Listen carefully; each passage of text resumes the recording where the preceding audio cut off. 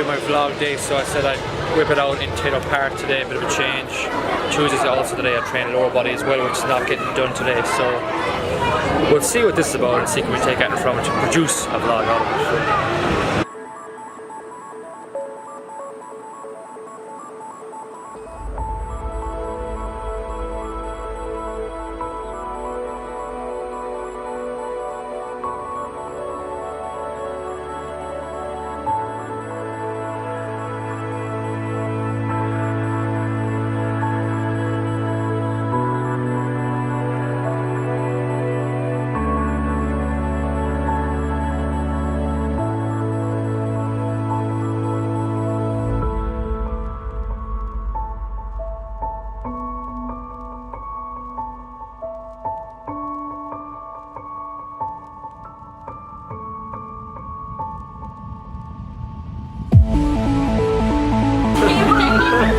It's happening again.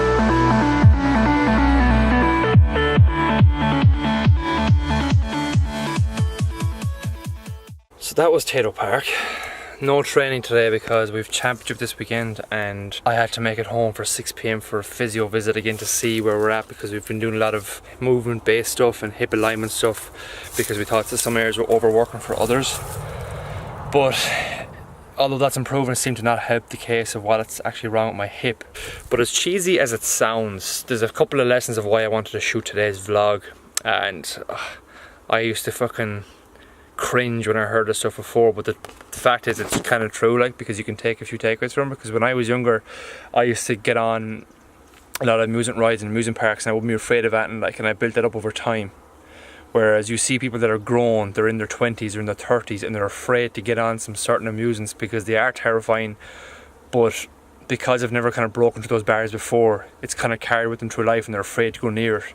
And it's not the fact that you're afraid to do an amusing thing right there and then, but what my question is to anybody who's kind of like that is, even though their egos are getting in the way, they're like, yeah, come on, let's do this right here, and then they hop on with their friends and then the last second they chicken out. Here's what other areas are you backing off in? Are you backing off in your relationships? Are you backing off in your training? Are you backing off in your nutrition? Is there a fear aspect there that's holding you back with certain things because you're afraid to try them out?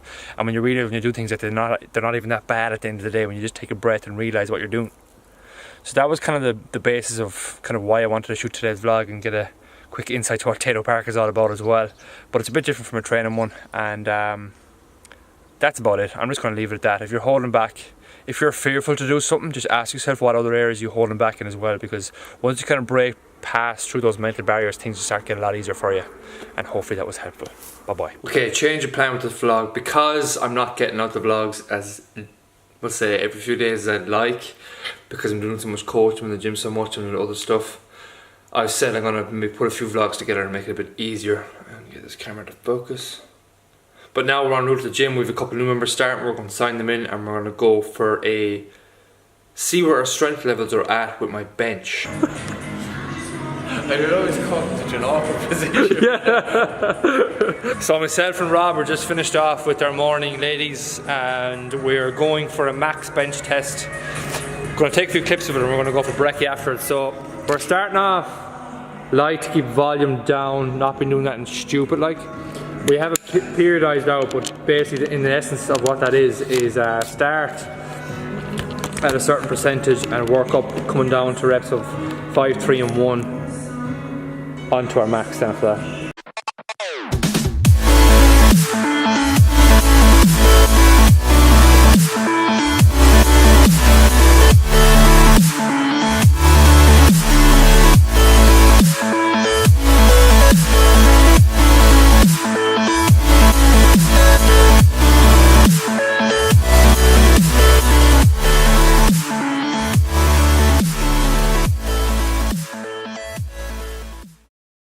So the last time myself and Robbie did our bench test, it was 3 months ago.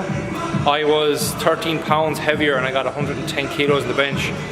I'm after doing that there a lot happier with it because I'm practicing a tiny bit of a pause as much as I can now, like to kind of lead up to hopefully a powerlifting event next year and work off there, because I'm going to get a lot more smart now with my training in terms of the main lifts to get the most out of them. So now we're just going to do a quick chin-ups, dips, quick arm session, and we're going to go from there. So back after a quick breakfast across the road because I've had a lot of work to get done here today. Usually I would bring a packed lunch with me or something like that, but no food at home, so we're on the go today. I have a blog that I'm finishing off, the part of an end of a push-up series where I've gone through like the basic mechanics in a push-up, regressions, progressions, and now we're going to look at like mobility stuff so you can get more out of it, because push-ups are probably one of the most done backwards exercise that we see, especially when people start here with this as well. So I'm doing that first, getting that done. We have a members seminar tonight, advanced nutrition seminar, so I have that to do, and we have hurling training later on, and then a few more bits of member stuff and check-ins in between that all. So it's a fairly jam-packed day because the time will fly with these things, because this is where I love getting headphones in, getting in the zone and getting stuff like content, quality content produced, so you can push people forward like yourself. And here is that finished piece. I've just finished up with it there now. But again, if you'd ever look at this, like the rationale behind it, this part 3 is run through, or look, if we look at the whole reason of this blog series, like our goal is here at Doc Fitness for the coaches to produce quality content that most people pay for. Like this, the content we're producing will be used to even teach trainers, which I've had trainers get onto in the past, which have been using my blogs as stuff they can use with their members in their gyms as well. So like I think we're hitting our goal with the content side of it. But again, like this series is all about how to do a proper push-up, how to regress it according to your fitness level right now or progress it, and if you're breaking down technique, what to do with it. Because the push-up isn't a beginner's exercise. And a lot of people think that push-ups are just handy and you go down, you rock them off the floor, or ladies think it's just as easy to hop down and do them off their knees. But long term you'll see just elbows flaring out, core breaking down, just god-awful technique. So like the whole point of this blog is to get it out there, to show you technique, how to regress or progress it, and where to go from there if you're still breaking down technique. So like with this number 3, you can see I'm going through some scapular stuff here, and then what to do about that if you are still breaking down, and there's like even a warm-up series before you say your session, what to do if you're working off a bar, off the floor, stuff like that. The lads are out here getting a max strength test on their bench for this week. On Friday and Saturday of this weekend we're going to test out where they're at with their squat and deadlifts as well.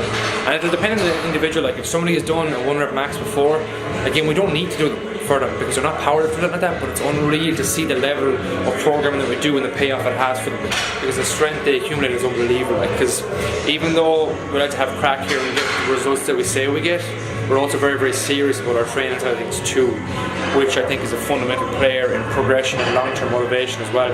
So some of the lads will do a 5 rep max if they're not too experienced under heavier loads, while some of them will be doing a 1 rep. Great success. So here's what I've having to kind of resort to lately. My not the healthiest option of getting in calories and energy during the day, because I'm stuck for time a lot of times. I got these rice cakes based off how much calories we're actually in, to be brutally honest. Reese's peanut butter and some tuna, pop the 3 of them together. It's an easy way for me to get anywhere up from 600 to 1,000 calories in one sitting. My 3 to 4 main of the meals in will be proper filled with veg, but I need to take the finger out and get back being better with meal prep, because I've been slacking the last few weeks and I'm feeling the effects of rushing with meals, getting stressed over not getting them in there, and just being run down and training not going the best I want either.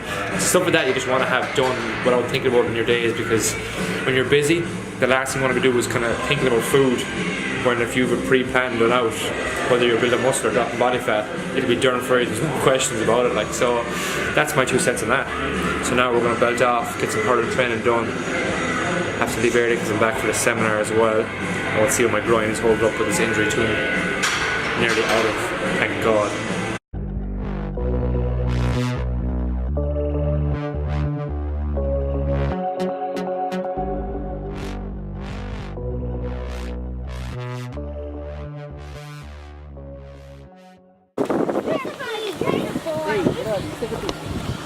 What are they looking at?